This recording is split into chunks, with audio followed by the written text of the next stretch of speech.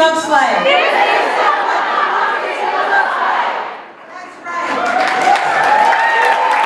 People who believe in democracy, who care about freedom, who care about civil rights, who care about science, who care about human equality, kindness, All right, most of you know this, but here's what we have facing us.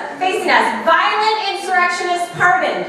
Thousands of government employees illegally fired by algorithm, implemented by an unelected son of apartheid who has not been approved by the Senate and has security clearance. The doggy department run amok in our personal data and government contracts, going to a man who has government contracts and wastes our money exploding rockets. The USAID program destroyed, farmers left with no place to sell grain, federal contracts and grants frozen, leaving Ohio companies and universities without needed millions for research, programming, and investments. We have threats to Medicaid, SNAP benefits, and now Social Security. Across the country, midwives are being arrested, legal residents are being disappeared. Our federal dollars for public education are being cut in a state that funds private schools instead of public schools. Where are our senators and congresspeople from the legislative branch? We need them to fight. We need them to fight for us, for all Ohioans. This is the heart of our town hall, right? This is where we get a chance to hear from our representatives, our members of Congress. So super exciting time. Unfortunately, Congressman Kerry declined our invitation. Congresswoman Beatty was also unable to join us because she had a previous engagement, but she did send a statement. And so I'm going to invite one of her constituents up, Benita Khan, who's going to read that. You, Ohioans, are the reason I'm able to be in Congress and advocate for Columbus and Central Ohioans, so thank you. To support and defend the Constitution of the United States against all enemies, foreign and domestic. An oath sworn by all government officials. Unfortunately, many, or most, are ignoring it. We're sleepwalking toward fascism and surrendering our democracy. So this was for farmers to be reimbursed for produce that they brought to food pantries. It's pretty simple. We created our 2025 budgets based on those projections. On March 7th of this year, the Ohio Association of Food Banks regrettably let us know that the USDA had backed out of its commitment for funding the local food assistance program. And we never thought of all the things we'd be up against in our work, that the state and federal governments would become our adversaries, and hungry people and food pantries would suffer, rather than our elected officials being here to serve us. And that they would bear in mind that our government is of the people, by the people, and for the people. The federal grant funding system is not perfect. Like anything, it has room for improvements. But it has helped make our nation the global leader in health research. And that system is under attack.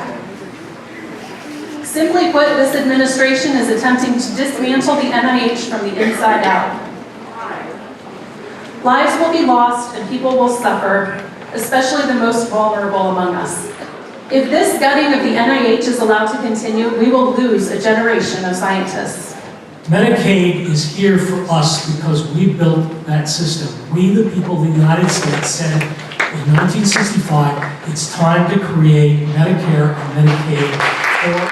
You can't vote for something but underfund it and not fund it. To hold the Senate seat that was held by Senator John Glenn, we expect more in Ohio.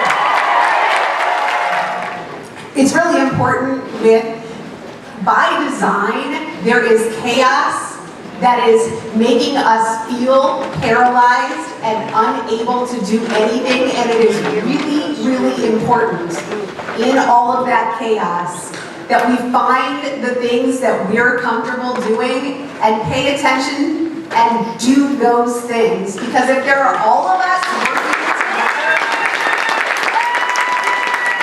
Mathematica is an employee-owned research organization. About 1,800 people worked there at the beginning of January. So Mathematica has lost about $200 million alone this year from federal canceled contracts. I am 60 damn years old. Am I really going to start a new career? Am I really going to go through another bout of education and get the 5th degree? Probably not, but what I do have now is time, and I have time to make a sustained fuss, both against my... I'll be reading a statement from a federal employee who, given the time, would like to remain nameless. Dismantling the Chillicothe VA would instill irreparable harm into the southeastern Ohio region.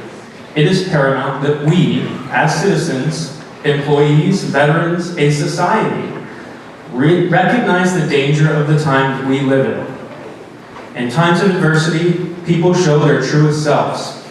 It is our turn to show that patriotism and freedom is not quantified by the number of flags that we wave, the number of guns we own, or red ball caps that we wear.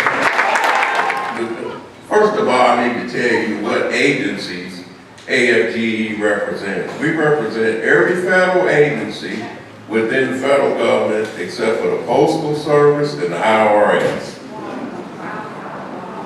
which is 800,000 federal workers.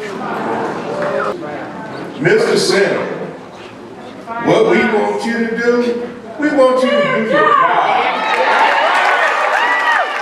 How is my fighting 99% doing? The 99% is bigger than the 1%. And tired of those in red hats who would bend and kiss the ring of the crown if this was 1776 to match the red coat to tell us that we are not patriots.